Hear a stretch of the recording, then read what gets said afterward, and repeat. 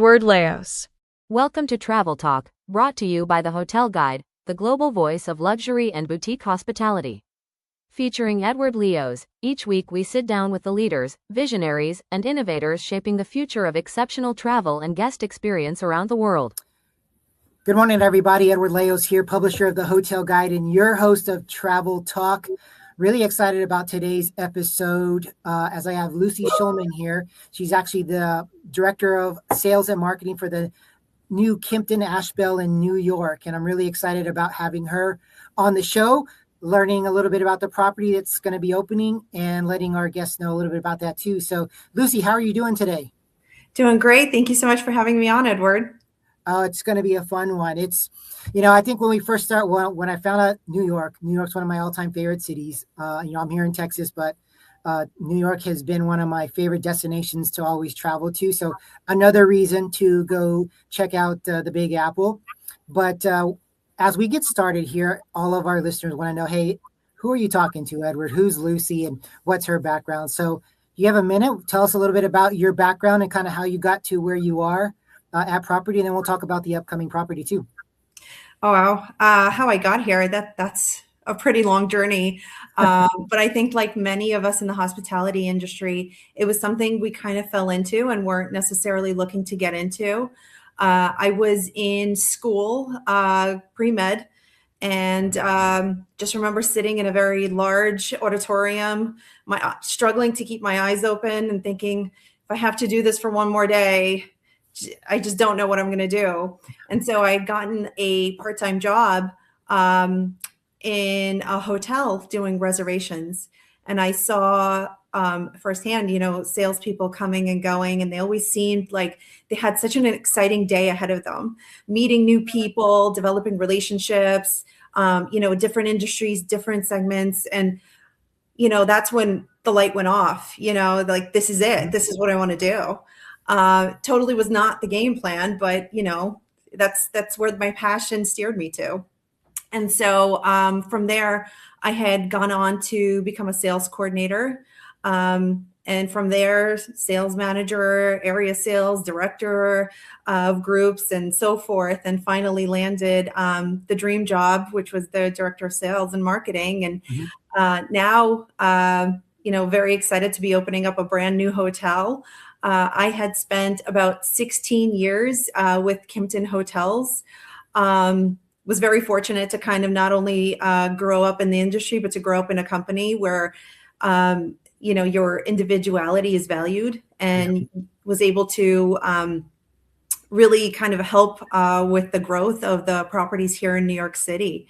And so when this property came up as an opportunity, I knew it was something I had to go back to, combining not only, my passion for hospitality, but my passion for Kimpton. No, that's awesome. I love that journey. It's a little bit similar to mine in terms of not really thinking about the hospitality industry as a career. And here 33 years later, I'm still doing the Hotel Guide, and it's growing to a whole nother level. So really similar backgrounds there. I love what you're talking about with the Kimptons and being able to express your individuality and who you are. And obviously is one of the reasons why you ranked up and advanced up to the position that you're in now. But we're talking about the new property. It's going to be coming up. Tell our guests and listeners, I should say, a little bit about the property. What's so unique about it? Why should they come out there and all the good stuff? Yeah, so the Kimpton Ashbel is set to debut in a couple short weeks here in Midtown Manhattan as the newest New York City property for Kimpton. It is housed in a historic building originally constructed in 1928 during the Beaux Arts movement as the Doral Park Avenue Hotel. Kimpton Ashbel has been reimagined from top to bottom for today's traveler, while also celebrating its very storied past. And so we're going to have 205 guest rooms and suites, including 14 family-friendly connecting rooms in the heart of it all, right on Park Avenue in Midtown, accessible to all the liveliest attractions and things here in New York City. When you talk about New York City, there's so much to do and go on. what's going to have your property, the Kimpton, stand out amongst the rest, besides it being the newest kid on the block? So I think the design element is going to be huge. So we have Busta Studio, who was able to lead the design for Kimpton Ashbel with a townhouse-inspired aesthetic. The hotel layers warm woods, soft palettes, and curated gold accents with playful touches of color. And the furnishings were all custom designed for the hotel, blending refined metal accents with organic textures. Every detail was curated exclusively for Kimpton Ashbel, from commissioned artwork to bespoke furnishings and striking inlaid mosaics in the foyer. Wow. So you really went above and beyond when it came to the look and aesthetics of the hotel. How important is that for a luxury property to blend the aesthetics and the look and feel of the neighboring community as well to be successful? I think it's super important. You want to be a part of the community, right? To be represented by everything around us. And I think the property will complement, the Grand Central Terminal and Bryant Park, as well as, the history of like the Morgan Library and the museum all here in the neighborhood. And so I really think that we're more than just a hotel or a destination to stay at. We really represent the area that we're in, this very rich history of Murray Hill and Midtown East in general. Well, I think that's so important. I've been really delving into the luxury travel side of things, obviously with the magazine. And the hotels that really stand out are the ones that embrace their community, but not only they don't keep it outside their doors, they bring it inside. And all of a sudden the community is involved with, for instance, the Kimpton. And I think, do you believe that guests feel a little bit more welcome when that happens? Absolutely. Absolutely. I think the whole experience starts to make more sense. Yeah, I think the integration of that feel from the customer side, in coming into the property and seeing what's going on, it resonates with a lot of people, which I think is a very important deal when it comes to luxury travel nowadays. I think it goes beyond price. It's like, what are guests going to feel, and what's that value going to be going back? If you had to, this is a different question, but if you had to put a one word or phrase on what this property is, what would that be? Home. Home? Home.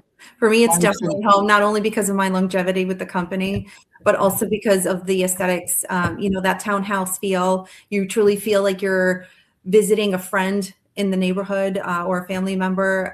You don't really feel like you're here as a tourist. That I've never had any hotelier tell me that their property felt like home. So that's really cool that you're saying that as well. So it really does resonate and makes people want to go see it. Makes me want to go see it when it's live and open. But let's switch from home and let's talk about travels abroad. I always like to ask my guests a couple of travel questions. But what have been some of your favorite travel destinations that you've been to so far in your life? Some of my most favorite travel destinations, there's been so many of them. I kind of like to approach my personal time, with not only a place where you can relax. So like something for the mind and something for the body. And so when I try to travel, I try and combine not only a place with like rich history and experiences, but then I always try and end it with some much needed beach time. So for me, some of my favorite trips have been to places like Rome and Milan, where then you end up on the beaches of Capri, or Athens, and then finish it off with some time in Santorini, so that, you kind of not just come back like rested and relaxed, but also inspired by some of the things you've seen. I think wellness, and I call that as wellness. A lot of people go to travel, and you don't want to go to travel and then feel like you got to have a vacation after you've been on vacation. So especially when you're in the industry, you're like, how can I engage a wellness type of feel to what I'm doing so that when I do come back, I am refreshed, I am re-energized and invigorated with what's going on. So as we're talking about those type of things, what are some of your bucket list travel spots? Oh, there's so many. There's just so many. I mean, Dubai, the Maldives, Bora Bora, Bali. I mean, I think for me, Asia has kind of been the unexplored continent. So Mhm. there's a lot of places. I think the list is much longer than I probably even have time for. It's funny because when I ask that question, you think, oh, so many people, they've traveled all over the place and this and that. But there's always a bucket list. There is always more to see in this world. Even if we travel as much as we do, it's like, man, there's really something else for me to see. And so I am completely in agreement with you on that. There's so much in our world to see, and it's available for everybody. And I think that's the joy and the beauty of the hospitality industry. Um, but I love what you're doing there at the Kimpton. As we're kind of winding down the episode here, what are some top takeaways that a guest could expect when they come to the property? What are some things that would resonate with them? So some of the key takeaways from the property, we're introducing a food and beverage concept called Park and Bell. Park and Bell is an innovative cafe designed to become a neighborhood favorite and a must visit for hotel guests. And the menu transitions from artisanal baked goods and seasonal fruit and hearty sandwiches in the morning to like small plates, including robust selections of curated cheeses and meats, delicately spiced nuts during the evening hours, as well as a bar cart program that rounds off the evening with premium cocktails, craft beers, fine wines. We do have a very beautiful 1,300 square foot penthouse here, which will be for multi-purpose and multi-use. And so there's a little something for everyone here at Kimpton Ashbel. I highly recommend everybody to get out and see it. It is a brand new property, and we can't wait to welcome all of our guests. We do have a opening offer that is live on our website right now at ashbelhotelnewyork.com. It's up to 35% off for stays through September. So highly advise people to take advantage of that while that's still available. Well, it's still live, and that is a great offer. And I love that you said the website. You actually answered my last question, which was how can people find out about the property? So we'll put that in our show notes as well, so that our listeners and readers can click on that and go directly to the property and learn more about the new Kimpton Ashbel and what's going on. But it's been an absolute pleasure having you on the call today, Lucy. I'm really excited about the property and what's happening in New York City. Thank you so much. It's been a pleasure meeting you. Oh, perfect. Well, great. To all of our how about we talk about readers and listeners? Let's just do that. Who are following us, you know the drill. Follow us at thehotelguide.com. Like and subscribe. And check out the new property that's in New York City. Could be making a lot of waves.